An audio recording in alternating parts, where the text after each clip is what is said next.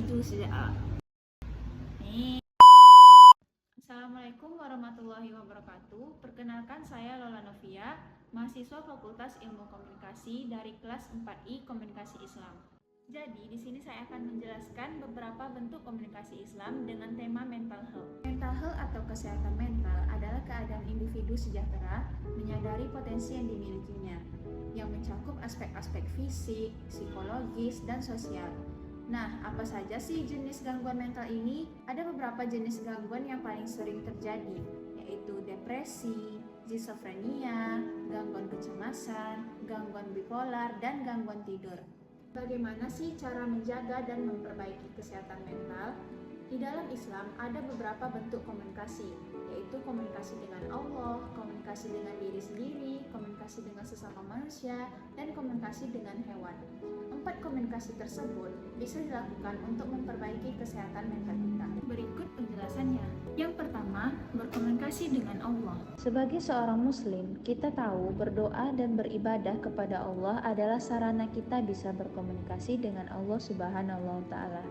Kita sering diingatkan untuk berdoa, meminta pertolongan kepada Allah ketika masalah datang dan sedang stres menyerang. Saat kita sadar bahwa ada yang tidak beres dengan kesehatan mental kita, segeralah beribadah, berdoa meminta pertolongan kepada Allah Subhanahu wa taala.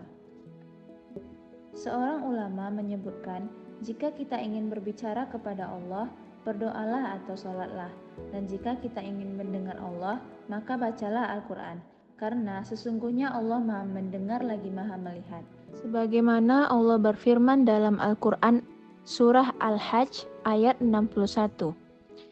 Bismillahirrahmanirrahim.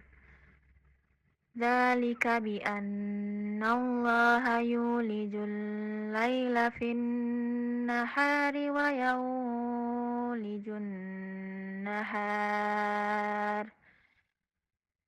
yulijun nahara fil laili wa annallaha sami'un basir.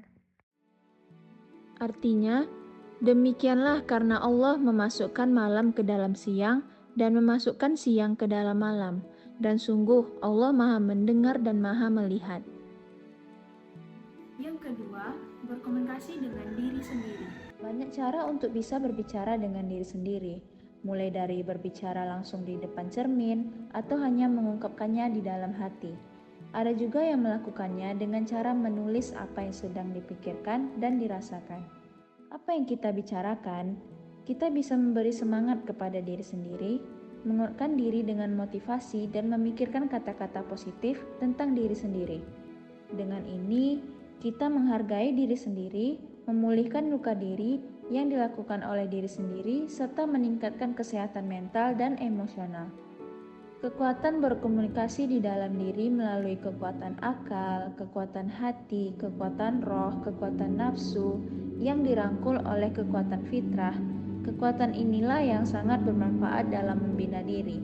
Kemampuan manusia untuk memilih jalan yang benar sudah Allah Subhanahu wa taala janjikan di dalam surat Asy-Syams ayat ke-7 dan 8 yang berbunyi, Bismillahirrahmanirrahim. Wa nafsyu wa ma sawaha fa alhamaha fujuraha wa taqwaha. Artinya, demi jiwa serta penyempurnaan ciptaannya, maka dia mengilhamkan kepadanya jalan kejahatan dan ketakwaannya. Selanjutnya, yang ketiga, yaitu berkomunikasi dengan sesama umat manusia. Yaitu dengan cara bercerita. Dalam Al-Quran dijelaskan bahwa sebenarnya Tuhanlah yang pertama mengajarkan kepada manusia berkomunikasi, sebagaimana dalam Quran Surat Ar-Rahman ayat 1-4, yang berbunyi, Bismillahirrahmanirrahim. Ar-Rahman, Allamal Quran, Khalaqal insan, Allamahul bayan.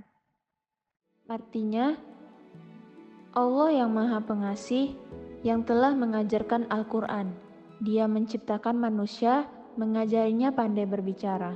Memiliki teman bicara yang baik dapat membuat seseorang memiliki mental yang lebih sehat dibanding mereka yang hanya memendam semua masalahnya. Bahkan, hal ini juga mencegah terjadinya depresi. Banyak hal yang dapat kita bagi atau ceritakan kepada teman. Setidaknya jika teman kita tidak dapat membantu kita dalam permasalahan, dia sudah mau mendengarkan, dan juga dengan bercerita hati menjadi cukup lega dan tenang. Dan yang terakhir, berkomunikasi dengan hewan. Tak ada yang mustahil dalam kuasa Allah Subhanahu wa Ta'ala. Segala sesuatu bisa terjadi atas kehendaknya. Tak terkecuali komunikasi yang terjadi antara hewan dan manusia. Sejarah juga mencatat peristiwa tersebut pernah bergulir dalam peradaban manusia. Di antaranya diriwayatkan Bukhari dalam kitab Syahihnya, dalam bahasan tentang bercocok tanam menggunakan sapi untuk membajak. Bab 5 nomor 2324. Pelajaran yang disampaikan ketika itu ialah tentang bagaimana kita mesti menghargai binatang yang juga makhluk Allah Subhanahu wa Ta'ala. Seperti dinukilkan Bukhari dari riwayat Abu Hurairah, Rasul menuturkan demikian. Suatu saat, seorang laki-laki menuntun seekor sapi. Tiba-tiba dia menaikinya dan memukulnya. Sapi itu berkata, "Kami tidak diciptakan untuk ini, tetapi kami diciptakan untuk membajak sawah." Para sahabat takjub dan berkata, "Subhanallah, seekor sapi berbicara." Ketika semua sahabat kagum terkait cerita ada sapi dan serigala bisa berbicara, Rasulullah melanjutkan cerita dengan detail. Awalnya, sapi itu berjalan biasa saja. Namun, ketika sang pemilik memukuli, sapi itu berjalan sangat lambat dan langsung menoleh kepada pemilik yang sedang berada di atas punggungnya dan berkata, "Kami tidak diciptakan untuk ini atau dipukuli, tetapi kami diciptakan untuk membajak sawah," kata sapi itu.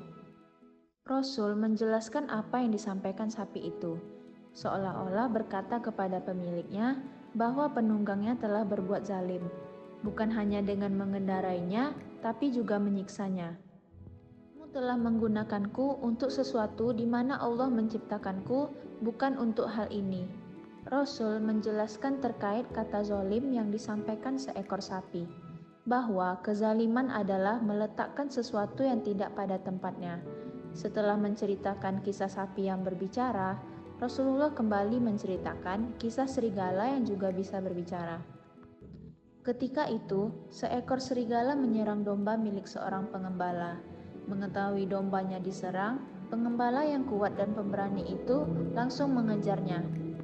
Kelelahan, serigala itu berhenti tepat di depan pengembala dan berkata, "Kamu menyelamatkan domba ini dariku. Lalu siapa yang akan menyelamatkannya pada hari datangnya binatang buas dan tak ada pengembala sepertimu?" Rasulullah menjelaskan, apa yang disampaikan serigala itu mengisyaratkan hari datangnya binatang buas di masa yang akan datang. Pada hari itu, ternak-ternak dibiarkan bebas. Binatang-binatang buas menyerang dan merusaknya karena tidak ada yang menjaga. Kondisi semacam ini kelak juga akan terjadi pada umat manusia ketika kiamat datang.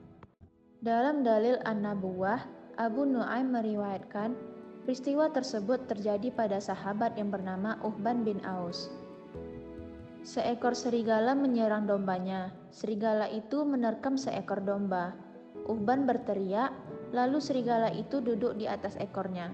Serigala itu berbicara, "Siapa yang akan menjaganya di hari ketika kamu sedang sibuk darinya?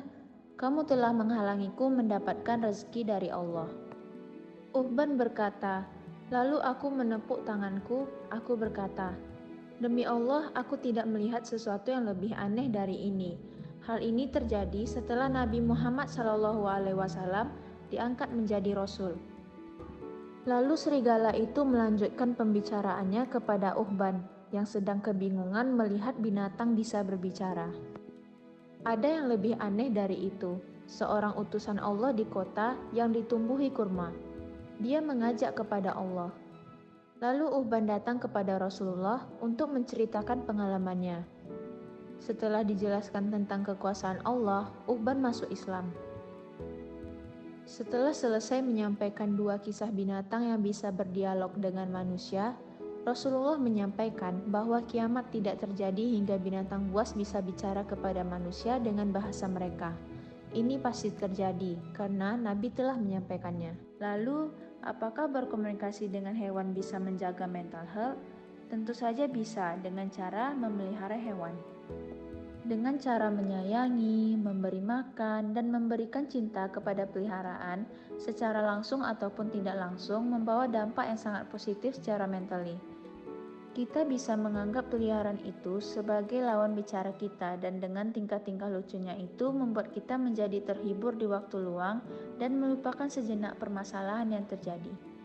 Sebagaimana hadis riwayat Ahmad yang artinya, naikilah binatang itu dalam keadaan baik. Biarkanlah ia dalam keadaan bagus, dan janganlah kamu jadikan binatang itu sebagai kursi. Ini merupakan perintah untuk menyayangi hewan.